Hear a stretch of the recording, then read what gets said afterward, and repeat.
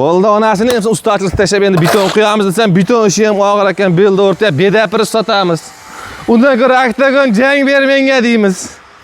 Assalomu alaykum hammaga, kanalimiz a'zolari, mehmonlariga. Mana 2025, 24, 23-yillarda polni YouTube'da o'zimizni sohamizda, o'zimiz ishlarimizni yoritib bordik. Ko'pchilik hozir telefon qilyapti, siz blogermisiz yoki stanok sotasizmi? Agar bloger bo'lsangiz, stanok sotadigan odamning nomerini o'zinikini bering deydi. Biz o'zimiz korxonamiz Ideal Plant tashkiloti, shu korxonada jamoa bo'lib ishlaymiz hamma bilan.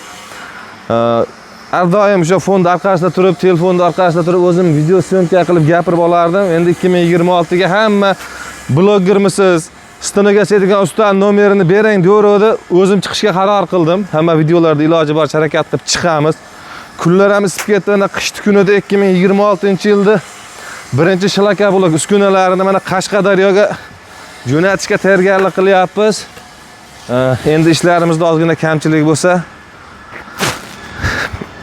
aytasizlarda xullas baholasizlar. Az bunga semen qo'shganimiz yo'q. Shunday toshni o'zini eksperimentga shunchaki solib ko'rmoqchimiz. Qoliplar tagi chiqadimi, yo'qmi? Bu apparatimiz shu 220 voltda ishlaydigan mashhur O'zbekistonda nomer 1 bo'lgan apparatimiz. 220 voltda ishlaydi, polavtomat liniya bu. Xohlasan shu bu apparatimiz faqat stashkaga quyishga mo'ljallangan. Endi o'ta biz shlaka blok quygani professional emasmiz. Lekin ustachilikni qo'ldan kelganicha qilyapmiz.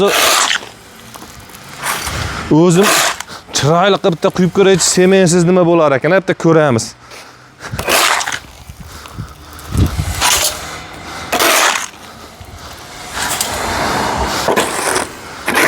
Tamam, hamma apparatni olib borib, shlaka blokni semensiz chiqarar ekan deb bosavermanglar. Semen qo'shish kerak.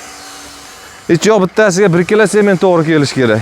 Bu mana vibratorlarimiz pastdagi.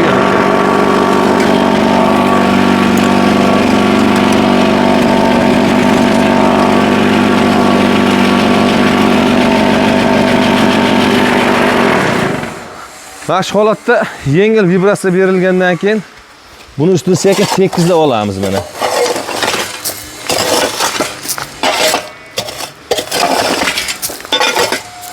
Chiroyli qilib tekizlab olganimizdan keyin mana press tushiramiz sekin mana. Joyiga tushadi. Tepadagi vibratsiyani yo'qamiz.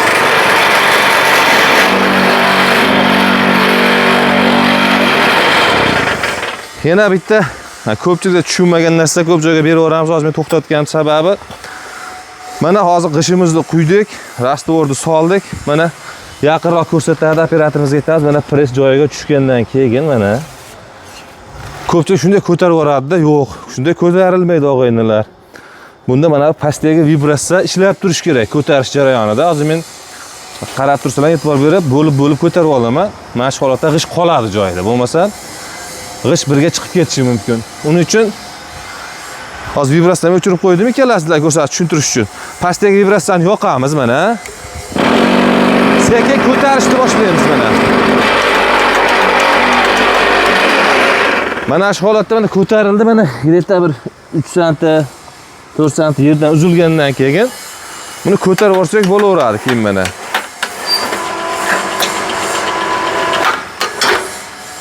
Mana, xudo xolasa semen qo'shmasak ham g'ishlarimiz chiqdi endi. Mana burchaklari tiktasini kuchishdi. Bu narsa o'zi semen qo'shilganda semenda o'zining ishqori bor, g'isht tushib qoladi. Biz baribir bu g'ishtni g'ish qilmaymiz, shuning uchun semen qo'shmadik. Hozir buzib olib tashlaydi shebenga bo'ldi, erta qotib qolmasligi uchun yana qayta foydalanaveramiz. Xullas bu necha bo'ldi? 17 ga 37 mana figuralarni ko'rgan bo'lsanglar, mabetlari avvalni qilib, qalinroq qilib Qashqadaryoga akalarimizga zakaz bo'yicha tayyorladik. Mana busi bo'linadigan mana. Ko'rsating. Bu yerdan bo'linish uchun chiziqcha qoldirganmiz, paltarashka deydi. Xullas mana shu razmerda, xullas buni razmerlari ko'p turlari. Kimgadir 2 ta teshiklik, kimgadir 3 ta teshiklik. Mana bu yerda ham apparatimiz mana hozir yig'u jarayonida ketyapti. Bu apparatimiz megawattga bu 17 ga 35 teshiklari dumaloq teshikli bo'lgan. Kimga Shunaqangi uskunalar kerak bo'lsa, ana meshalkasi ham tayyor. Ana tumba qoliplari bor. Tumba qoliplari mana. Tumba qoliplari komplektatsiyasida ketyapti buni. Akalarimiz komplekt qilib tayyorlatishdi. Ichkarilarda ham mana apparatlarimiz tayyorlashyapti mana yana. Xullas, abordyonimiz ko'p. Kimga qanaqangi liniya kerak bo'lsa, bemalol murojaat qilaverasizlar. Hakimjon, dang'illatmay turing.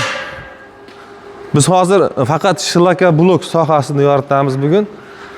Rustamjon do'stimiz mana qolib yig'aydigan professional mutaxassisimiz, so'rashib qo'yaylik. Blogerlar ko'p deydiga-yu.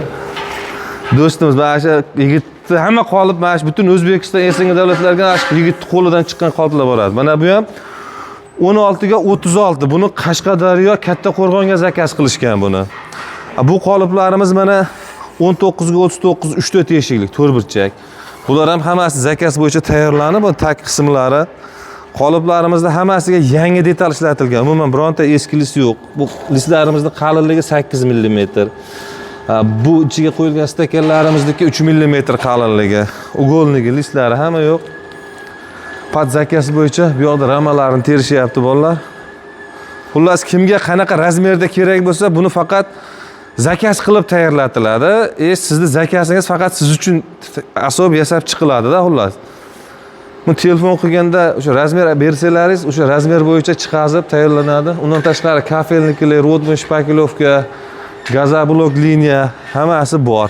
Kimga shunaqa uskunalar kerak bo'lsa, meshalkalar ham zakaz bo'yicha tayyorlangan. Mana bu meshalkamiz 1400 razmerda tayyorlandi. Bu ham Qashqadaryoga shu stanok bilan komplektatsiyasida ketadi. Xullas, kimga shunaqangi uskunalar kerak bo'lsa, shu ekranni tagida raqam qoldiramiz, shunga bemalol murojaat qilib aloqaga chiqaverasizlar. Hammani ishlariga rivoj, ko'rganda ko'rishguncha.